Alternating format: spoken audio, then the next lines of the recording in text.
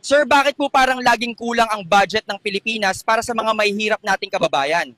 Hindi kulang ang pera, sobra lang ang magnanakaw. Yung pondo para sa gamot at libro, naging mansion at Land Cruiser ng mga politiko. Ang kaba ng bayan, ginawa nilang personal wallet. Sir, pero sabi po nila, para sa pag-unlad daw ang mga proyekto. Hindi para sa bayan, kundi para sa bulsa nila. Magpapagawa ng kalsada, tapos sisirain agad para may kickback. Hindi yan serbisyo, negosyo nila yan, gamit ang puhunan ng taong bayan. Sir, ano po ba talaga ang ibig sabihin ng confidential funds? Isa lang ibig sabihin yan, nakaw na walang resibo. Kung malinis ang konsensya mo, bakit itatago? Kaya confidential kasi nakakahiyang malaman ng tao na sa luho lang nila napupunta.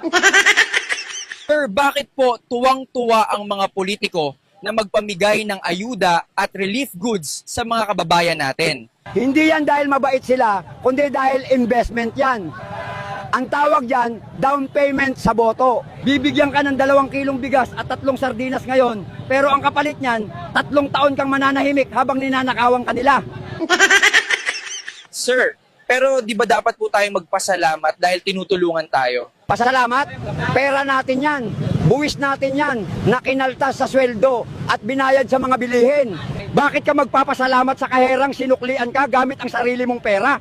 Ang kapal ng mukha nilang angkinin ang pondo ng bayan. Sir, bakit po kailangan pang ilagay ng ibang mga opisyal ang mukha at pangalan nila sa plastic ng ayuda? Para ipamukha sa'yo na ako ang bumuhay sa'yo. Gusto nilang isaksak sa kokote mo na wala kang kakainin kundi dahil sa kanila. Ginagawa nilang props ang kahirapan para sumikat sila. Sir, anong sasabihin mo sa mga nagsasabing mabuti na yan kesa sa wala? Yan ang patibong. Yan ang gusto nilang isipin mo.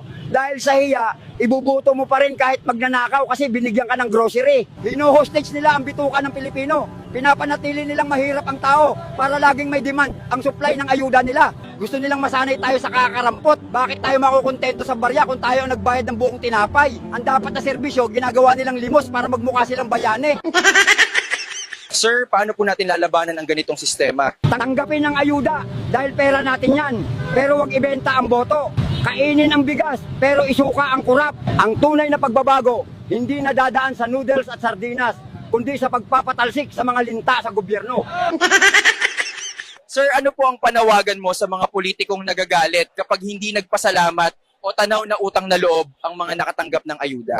Mga hangal, mga kawatan na nakakurbata, para kayong snatcher na nagsauli ng barya galing sa wallet na ninakaw nyo tapos gusto nyo pa ng certificate of appreciation. Ang gusto nyo, utang na loob pa namin dahil binigyan nyo kami ng kaning kulay dilaw at sardinas na walang ulo. Buhaka ng ina nyo. Bawat subo namin dyan ay lasang korupsyon dahil sa inyo.